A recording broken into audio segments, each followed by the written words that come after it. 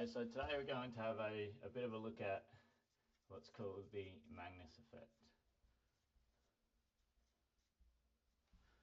So the Magnus effect explains what happens to an object or a ball when we strike it and we impart some spin on that ball, so some rotation.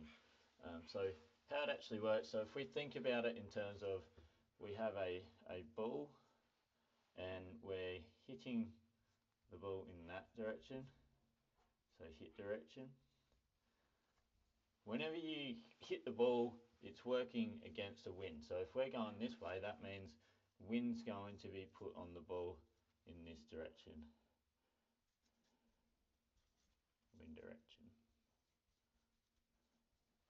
So we have a hit going that way, wind pushing against it. So whenever we hit a ball, we throw a ball, we're going this way, wind's going to be pushing against it in the opposite direction. That's what slows it down.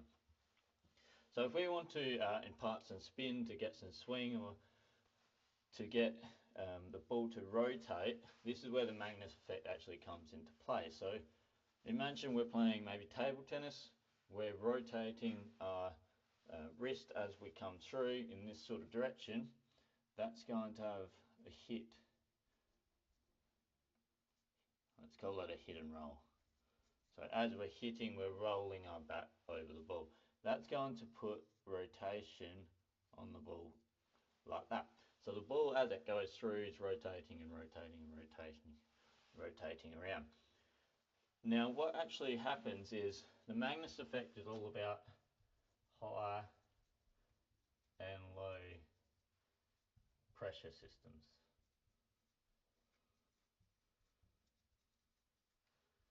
Surrounding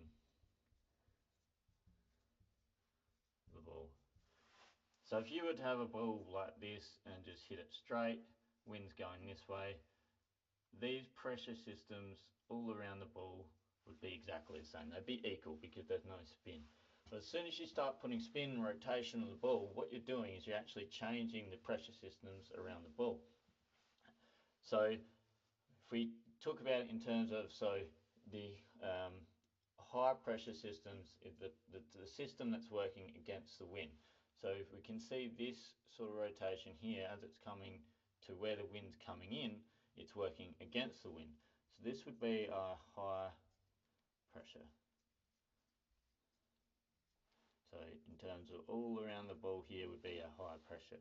This down here, low pressure.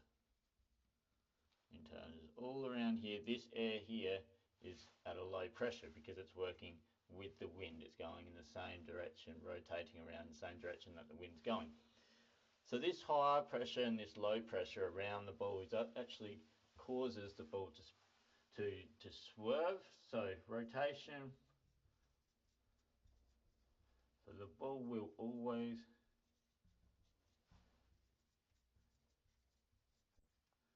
move from high to low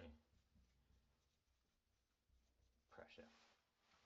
So our ball wants to go from this high pressure to this low pressure. It's the same sort of thing with a lot of things. When you've got a high pressure and you've got a low pressure, it's moving from high to low. So it's the same with any sort of PE or sporting example. So if we're to imagine this hit up here with the ball rotating this way, wind going that way, hit in this direction, the ball is going to come up. It's then going to go from the high to the low, so it will drop suddenly. So that will be our top spin hit. So when you're hitting the ball, you're rolling your wrist over, that creates the high and the low pressure, and the ball will come up and then quickly drop. Now once it hits the table, because it's been rotating in this sort of direction, once it hits the table, it's going to also kick off towards the opponent. The other sort of one for a table tennis example, you have the opposite. If you're rotating the ball this way because you've cut down in this direction with your hit, so you've, instead of rolling over, you've cut back, that's going to cause rotation in that direction. That's going to cause a high down here and a low here. because if we remember, the wind's going this way, so that's working with the wind, that's working against the wind. This ball is going to want to move more and then just float back a bit. So that's your backspin shot. So that's where you cut that back and the ball's going to want to just float in the air, sort of seem to just float and stay, and then it will drop. And if you've got enough backspin and it's rotating enough, when it hits that table over here, it's going to want to kick back that way as well. So whenever we're looking at the Magnus effect, whenever we're imparting some sort of spin or rotation on a ball, what we have is we are creating high and low pressure systems, and the ball wants to move from that high system to that low system. So there's heaps of other examples in sport. Think about a tennis player, the same sort of thing as table tennis, or you've got soccer, whether the free kicks or your penalty kicks, and the person taking it wants to swerve that ball. It's the same sort of thing, the rotation, high and low pressure. And another really good example is baseball. When the pitcher's pitching, they want to get the drop or the swing of the swing the other way, just to disrupt the player that's hitting it.